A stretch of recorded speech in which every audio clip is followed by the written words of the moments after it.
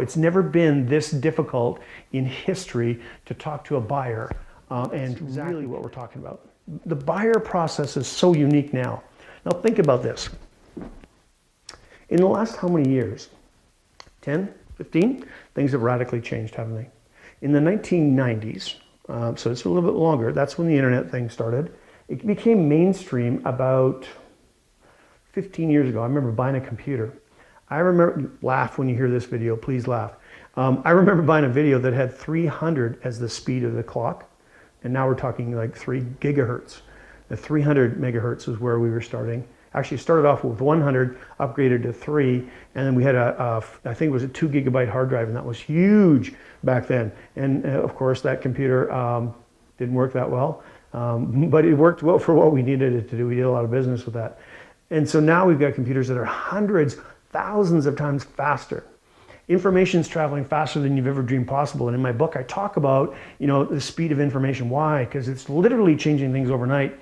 And how you follow up and how you get a hold of those web leads and the time that it takes you, you are 100 times less likely to, on a web lead, 100 times less likely if you wait from 5 minutes to 60 minutes to get that person as a client.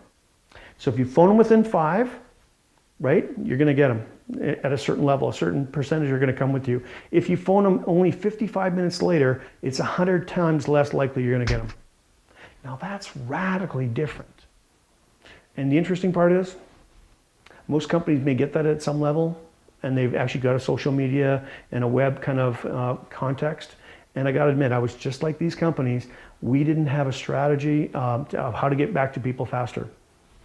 We're still working that through. And so just like all the rest of the companies, it's something that's inherent in the evolution right now, that the statistics are showing us what to do, but we're not keeping up to the statistics because it's traveling so fast. You got to know those things about what buyers are doing. Now think about what all this is about too, because now we've got so many different styles of buyers. You got Generation Y, you got Generation X, you got your pre-boomers, you got your boomers, you got your post-boomers. They all have different motivation. They all have different ways that they communicate. They all have different things that really tick them off, and they have different values. And so you can be talking to somebody, a Generation X person, and if you treat them like a baby boomer, they may not like that. Just saying. And if you do that for a Generation Y, younger folk, younger people, I got to tell you, they'll look at you and they'll glaze over and they won't even hear you. Won't even hear you. And so you've got to know how to handle all of those different sectors as well. And that is, another, kind of consideration that we haven't even put into the equation yet.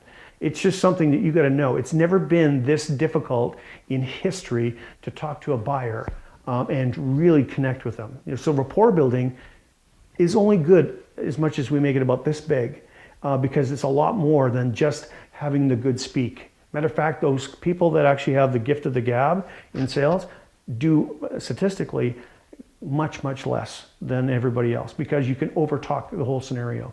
So you might say, well, I'm a little bit quiet. Well, fantastic. If you're an introvert, introverts can sell exceptionally well, just like extroverts. As long as you're controlling what you're doing in the process and helping that person get what they want, you're going to provide the results. And that's important. So, hey, we've covered a lot of information here, but we've talked about our sales process and how it's changed. We've talked about, what's going on when it comes to buyers and how they've changed. We've talked about salespeople, and I got to tell you, there's lots I could teach you about salespeople because I train them all the time.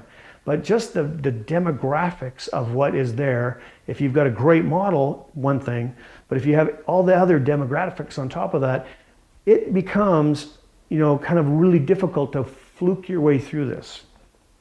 That won't work. So we're going to get really clear about what's the next step for you as we go through these videos, so I can show you how to make it simple, because I believe it's simple. You'll probably put it to use and it'll probably affect you. And if I can get you to double your sales in 60 days or 90 days, literally in one of our programs, the amount of work that you're doing is the same, the amount of cash in your pocket doubles. And to me, that just creates a lot of great things for a lot of people we like anyway, that are our clients, and we help them out. It's wonderful to hear success stories like that. That's what we're after for you today.